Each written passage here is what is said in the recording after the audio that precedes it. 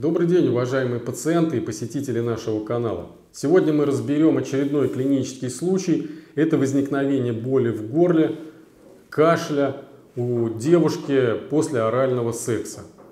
Обратилась девушка, которую беспокоили данные жалобы. Они появились у нее примерно где-то через 2 недели после орального полового контакта в ночном клубе с малознакомым мужчиной. Девушка сначала не придавала значения этим симптомам, думала, что это ОРЗ, но симптомы не проходили, и она забеспокоилась, что могла заразиться каким-то венерическим заболеванием. Но обратилась сначала к гинекологу, сдала мазки из влагалища, там все было чисто, никакие инфекции обнаружены не были, но симптомы не уходили, и тогда она обратилась к венерологу в нашу клинику. После ее рассказа был сделан вывод, что инфицирование как раз могло произойти ротоглотки во время орального контакта. И поэтому мы взяли соскоб из глотки, со слизистой языка, щек и взяли мокроту, которая отделялась при кашле. Данный материал был направлен в лабораторию на ПЦР-диагностику и реакцию НАСБА. ПЦР мы взяли полный комплекс, НАСБу мы определяли там 3 инфекции. Это хламидия трахоматис, нейсерия гонорея и микоплазма гениталиум. В результате выявилась хламидия трахоматис как в НАСБе, так и в ПЦР.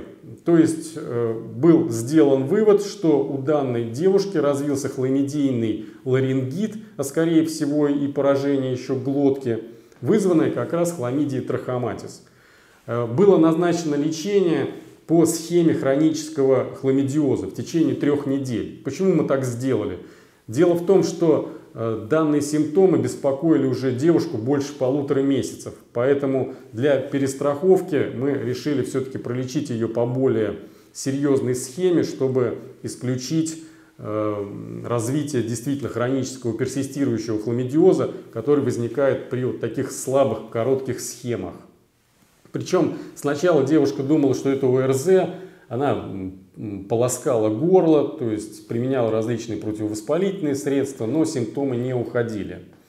Как был пролечен данный вид хламидиоза? Ну, во-первых, были применены 2 группы антибиотиков. Это макролиды и тетрациклины. Последовательно на фоне иммунной терапии полиоксидонием, циклофероном и с применением лангидазы. Также применялось местное лечение, это лазерная терапия на глотку и ингаляции антибактериального препарата. В течение 3 недель лечение проводилось, где-то уже дней через 7, максимум 10, симптомы все ушли. И далее уже контрольные анализы, которые мы провели через 3 недели после окончания терапии, показали отсутствие хламидии трахоматис как в соскобах из глотки, так и в мокроте, которую данная девушка пыталась откашлять. Ну, конечно, уже такого количества мокроты не было, как при острой фазе заболевания, но весь этот материал показал отрицательный результат. Мы пригласили ее также через месяц сдать еще раз контрольные анализы. В данном случае мы уже использовали не только ПЦР и НАСБу, но и анализы крови на иммуноглобулины хламидии трахоматис. Все анализы дали отрицательный результат, поэтому девушку мы выписали с полным выздоровлением и с рекомендациями, как дальше себя обезопасить от инфекций, передающихся половым путем. Если у вас какие-то появились симптомы после орального контакта, а заразиться действительно можно многими инфекциями, это и сифилис, и вирусный гепатит Б, и гонорея, те же хламидии, еще ряд инфекций, вирусные инфекции, такие как герпес и папилломовирусная инфекция, которая может приводить и к раку гортани.